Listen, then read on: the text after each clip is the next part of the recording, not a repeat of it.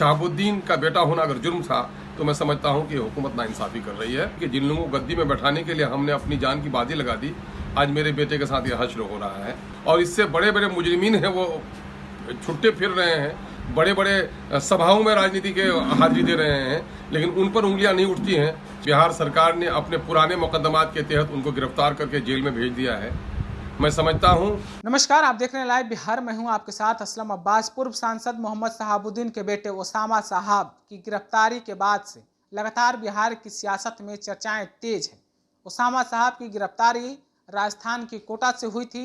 Traffic या नियम के तहत उन्हें गिरफ्तार किया गया था, लेकिन उसके बाद से बिहार पुलिस ने उन्हें दूसरे मामले की अगर बात करें तो हुसैनगंज थाना क्षेत्र के 42 कट्ठा जमीन को लेकर मामला ओसामा साहब के खिलाफ हुसैनगंज थाना में दर्ज था, जहां ओसामा साहब पर धमकी देने का, जबरदस्ती जमीन कब्जा करने का मुकदमा दर्ज है। उसी मामले पर बिहार पुलिस ने उन्हें गिरफ्तार किया और गिरफ्तार करने के बाद जो है कोर्ट में पेश किया गया और कोर्ट के पेशी के बाद ओसामा साहब को 14 दिन के न्यायिक हिरासत में भेज दिया गया है, जिसके बाद से बिहार की सियासत में लगातार चर्चाएं हो रही है।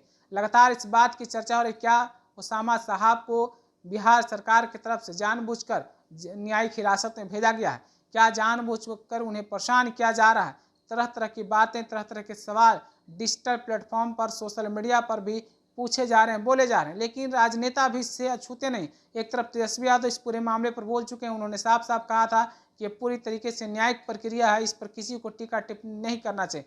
लेकिन अब जो है बयान आया ओसामा साहब को लेकर, वो बयान आया है असदुद्दीन ओवैसी की पार्टी की तरफ से। जी हाँ, बिहार में प्रदेश अध्यक्ष की कुर्सी संभाल रहे अख्तरुल इमान ने इस मामले पर बयान देते हुए कहा है कि आखिर ओसामा साहब को किस आधार पर न्यायिक हिरासत में भेजा गया है। उनसे बड़े बड़े लोग जो मुजरिम हैं, जिनको कोर्ट ने मुजरिम करार दिया, पुलिस खोज रही है, लेकिन वो लोग खुलेआम घूम रहे हैं, राजनीतिक कामों में हिस्सा ले रहे हैं, मंच पर बैठ रहे हैं, उनकी गिरफ्तारी नहीं हो रही है। और ये ओसामा साहब को बेवजह गिरफ्तार करके न्यायिक हिरासत में भेज दिया गया है। साथ ही साथ उन्होंने कहा कि क्या इनका परिवार इसीलिए इतनी कुर्बानी बिहार में दिया है कि उनके बेटे को आज ओसामा साहब की मौत के बाद जो है न्यायिक हिरासत में जेल में भेजा जा रहा है। जरा सुनिए अख्तरुल इमान किस तरीके से ओसामा साहब के प्रति हमदर्दी भी जता रहे हैं और राजनीतिक रोटी सेकने का भी जरूर काम करते हुए नजर आ रहे हैं। ओसामा साहब की गिरफ्तारी तो हुई ट्रैफिक नियम के तहत, लेकिन बिहार सरकार ने अपने पुराने मुकदमात के तहत उनको गिरफ्तार करके जेल में भेज दिया है। मैं समझता हूं कि मरहूम शहाबुद्दीन की रूह तड़पती होगी कि जिन लोगों को गद्दी में बैठाने के लिए हमने अपनी जान की बाजी लगा दी, आज मेरे बेटे के साथ यह हश्र हो रहा है। इससे बड़े बड़े मुजरिम हैं, अदालत में अभी यह मुजरिम करार नहीं दिया गया है, पुराना मुकदमा है, और इससे बड़े बड़े मुजरिमीन हैं वो छुट्टे फिर रहे हैं, बड़े बड़े सभाओं में राजनीति के हाजिरी दे रहे हैं, लेकिन उन पर उंगलियां नहीं उठती हैं। शहाबुद्दीन का बेटा होना अगर जुर्म था तो मैं समझता हूं कि हुकूमत नाइंसाफ़ी कर रही है।